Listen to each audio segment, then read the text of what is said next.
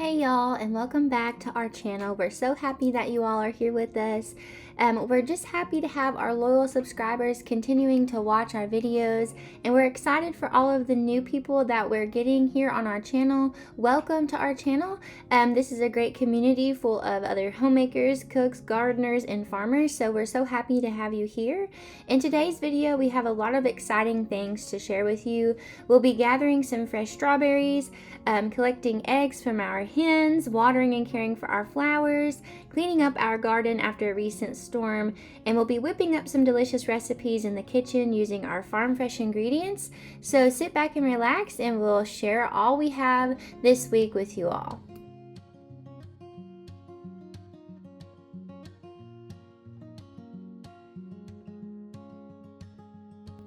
The strawberries have really exploded. We started with the strawberry patch on the right last year, so Dave planted all of those last year, and then this year he added all of the strawberry plants to the left. So we're having to go out and check the strawberries pretty much every morning just to stay on top of everything and make sure that we get them before the bugs do. So we've just been taking a little basket out there and gathering them up, bringing them inside and washing them and slicing them up and getting them in the freezer. And then once we have enough, we've been taking them and turning them into some strawberry jam. We have a video on how to make some strawberry jam, and if you click the link above, it'll take you right there. I just wanted to let you all know in case you wanted to make some. This past week we had some pretty rough storms, mainly thunderstorms here with lightning and high winds. We're in Kentucky, and I know that there were other regions in Kentucky that got hit pretty hard. We didn't have a lot of damage from the winds, just a few tree limbs here and there, and then like I said, our tomato cages got blown over from the high winds, but nothing really bad. So just keep those that have been affected by the storms in your thoughts and prayers. Today we're getting into our chicken area. So our chickens have about an acre or more to roam free, so they're free range pretty much. I mean, they obviously have a fence that keeps them in, but they have a really large area to be able to roam and forage for bugs. So they get a really nice, well-rounded diet. Dave installed this rollaway nest box this year. We have a few hens that like to be a little broody, and they kind of want to be mama hens, so they tend to get in there and lay down. But our chicken area has been, we've had it ever since pretty much we moved in here. Dave had a small area sectioned off for the hens, and then he just made it a lot bigger. So they've really been able to get a nice diet.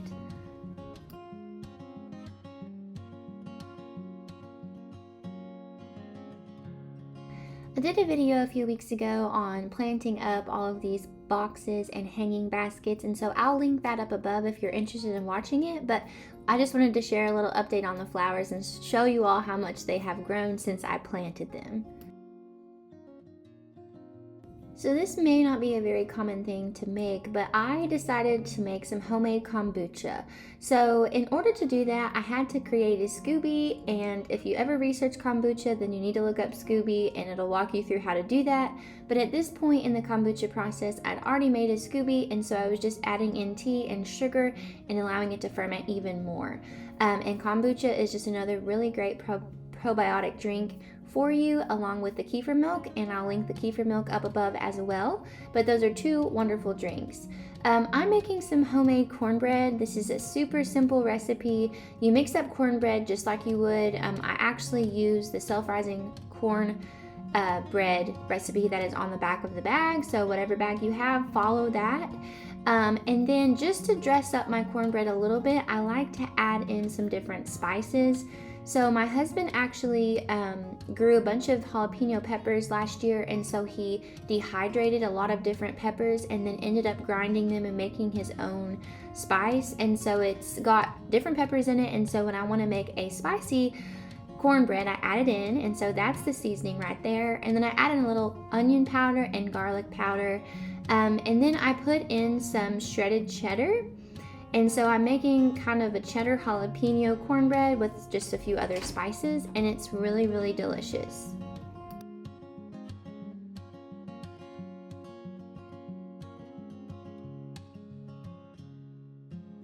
The cornbread would not be complete without some of our homemade raw grass-fed butter, and so that's what I'm using to top the cornbread off with. I had just made some of this fresh, and so I just sliced off a little bit and melted it all over the top of the cornbread, and it was so good. If y'all are interested in making some of that butter, I will link that video up above as well if you want to make some. Dave has been so busy with the bees, he caught 2 hives, and so these were some that he had brought home, and he was just getting them oriented to the new hive. Our little meat birds, that's how big they were whenever we first got them, and then this is how big they are now. So they have grown so much, and so we will be doing a whole processing video in the coming weeks. The 3rd week of June, we plan to do a video we plan on processing the meat birds, and so we will do a video on that and share it with you guys as well.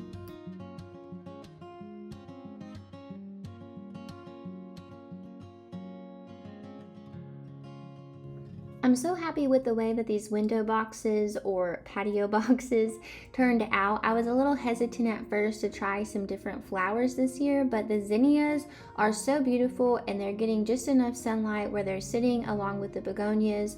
So everything has grown so much. This was whenever I first planted them, and then this is how much they've grown now. So you can see the window boxes have really filled out, and so like I was talking about, you can buy a smaller plant and it really grows so much in just a few weeks. I hadn't had the opportunity to share with you all the whole process of us getting our garden area ready, and so Dave went through with the plow, and this is actually a new garden area.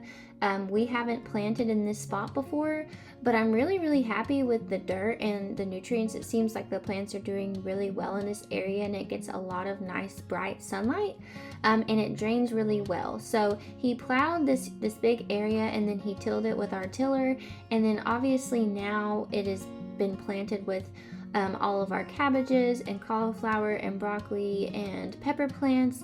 And so I'm trying to just share with you all a little update every few weeks of the plants and how much that they've grown, so that you can see the progression of the garden. And then obviously when it's time to harvest everything, I will share with you all the processing and us freezing and preserving what we're trying to grow in our garden.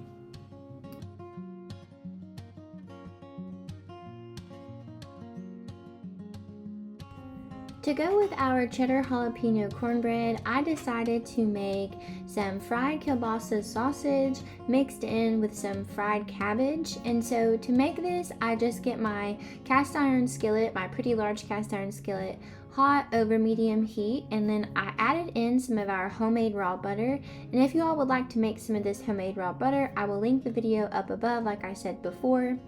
I added in the chopped cabbage with the kielbasa, but I cooked the kielbasa for a few minutes before I added in the cabbage, just because we tend to like our sausages a little bit crispy.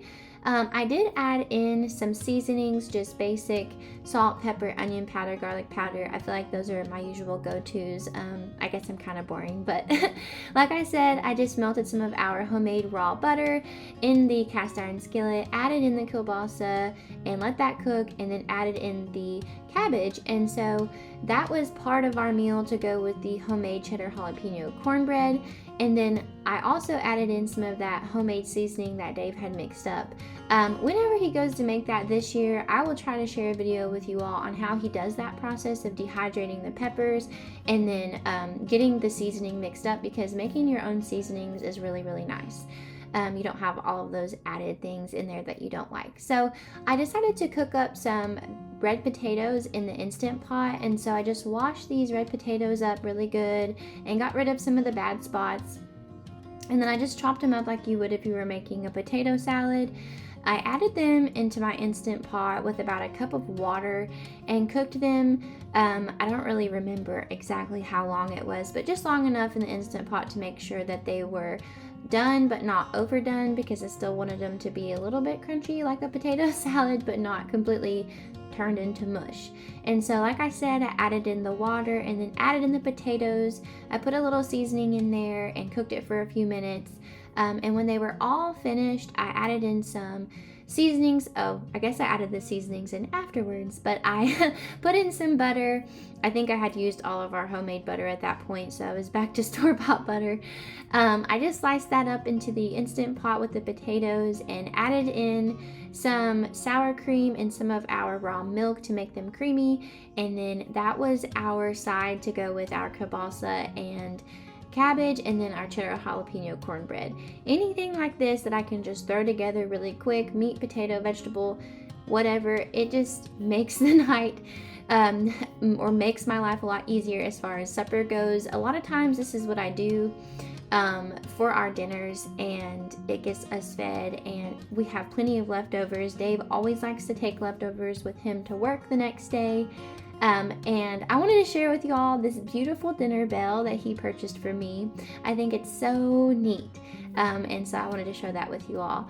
The sky was gorgeous that night and just a beautiful sunset.